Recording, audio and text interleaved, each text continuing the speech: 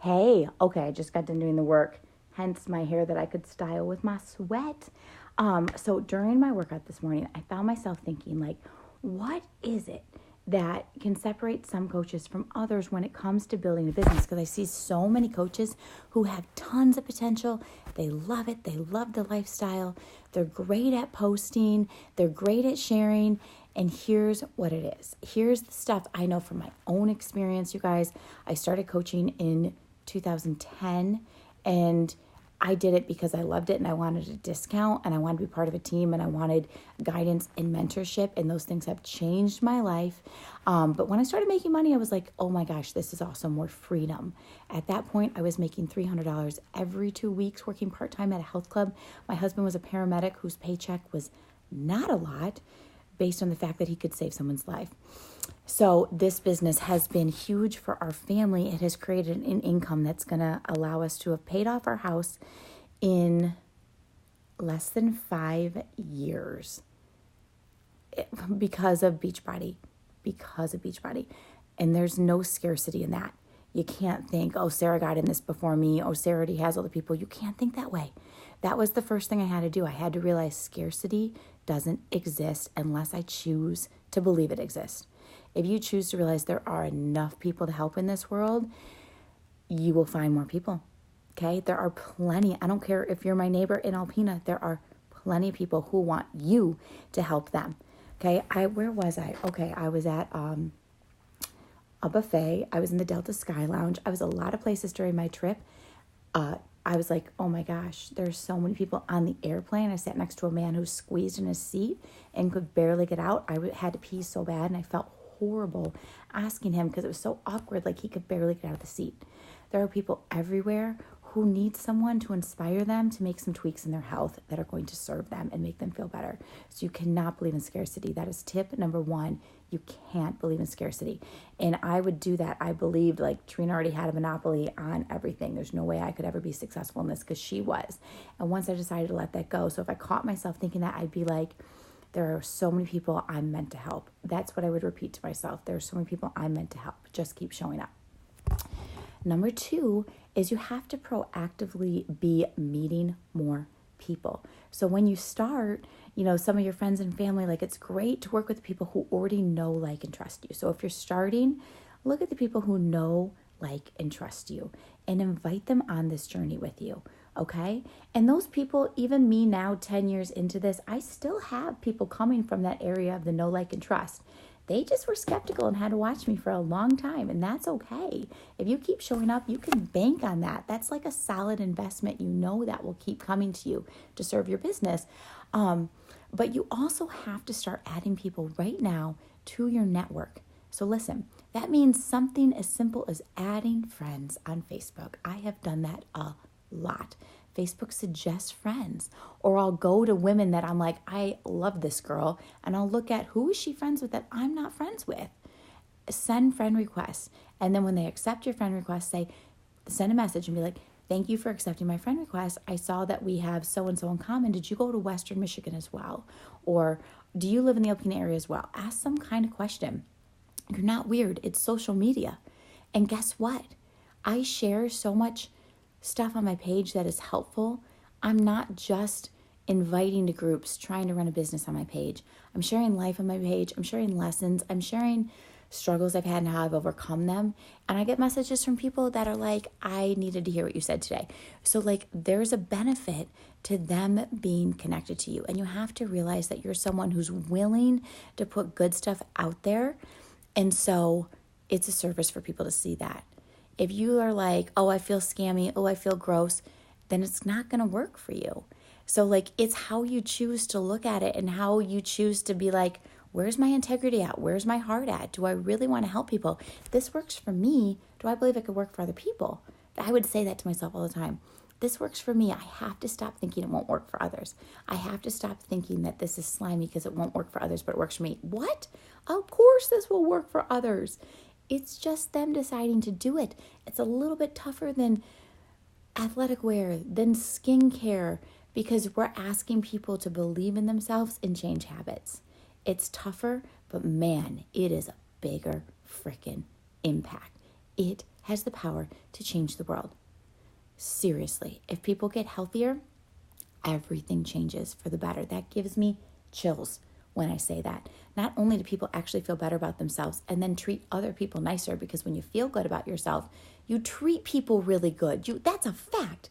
No one can argue with me. Like, when you feel really good, inside and out, mindset to midsection, you treat other people better. And if people just did that, everything in our lives would change. People would compromise. People would see other people's point of views. People would be less fearful of someone who's different than them. I'm going to freaking cry. Okay, I need to stop, because I truly believe in that so much. And we have the power to do that, because we're not just getting someone a six-pack. God, we don't even care about six-packs. If you get one, amazing. We will cheer for you. But like, we are getting people to move into a better way of life, from their mindset to their midsection. When you change someone's mindset, you change their entire future. That is what this does. This whole point was friend requests. So don't be scared to share them. I don't care if someone doesn't accept my friend request. You can't assume the worst. You cannot be like, oh my God, they saw that and they freaked out. You know what happened? They didn't even see it. I don't even see half the friend requests I get. Okay? Like, it's not even on their radar. You cannot go into bad assumptions. You always assume the best. Expect miracles. Good things are meant to happen in our lives. Good things are meant to happen. Expect miracles. If you expect the worst, you're always going to see that before you see the good things. Don't assume someone thinks you're a weirdo. Don't assume they're like, ew, her friend request. That does not happen. Okay? That doesn't happen. Number 3. So, you can't believe in scarcity. You have to be adding friends. And here's the third thing. You have to actually be starting conversations and reaching out to people. If you are not reaching out and igniting some conversations, it'll start to get harder and harder as you are like, I have this group coming up. So an example of this is whenever I would have, like, if I had a post that had like 80 likes or something, or even, if you aren't posting that much and you get 20 likes, like, okay, look at that post. Who liked it? Start a conversation with them. Hey, so-and-so, thank you so much for the high five on that post. Are you cooking anything fun for the holidays this year? Like, maybe your post was about cooking. I would do a lot of posts about my Zumba classes. Have you ever tried a Zumba class? I'm just starting a conversation. That's all you have to do. So you have to actively be doing that, whether it's on Facebook or Instagram. On Instagram, every single day, I spend 10 minutes and I just look at my time when I start. It's 5:46 a.m. Okay, I'm doing this to 5:56 a.m. I pick a hashtag or I pick a location or something, and I go look at that page and I find someone who I'm like, I think I could be friends with that person. I like what they're sharing. I like at least 4 of their posts by just double tapping. I comment on one, I ask a question on another, I hit follow, and I move on to the next. And then we have started communication on Instagram. On Facebook, it's my example of the pictures with the likes.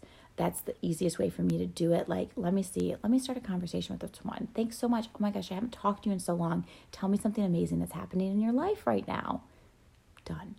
You have to have stuff happening in your inbox. And then my rule was always to get back to people within 24 hours in my inbox.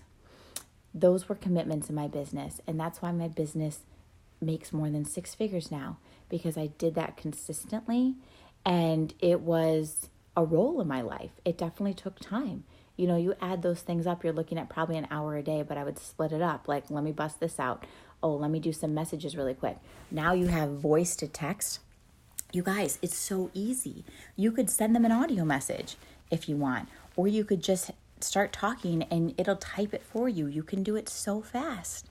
Okay? So listen. Okay, I got one more tip. Excuses. Excuses limit you. It makes me sick when I hear someone give an excuse that I'm like, there's a way around it if you want it. If you want a way around that excuse, it's there. Excuses serve no one. They serve no one. They don't even serve you. Okay? So you can make an excuse that you don't have time.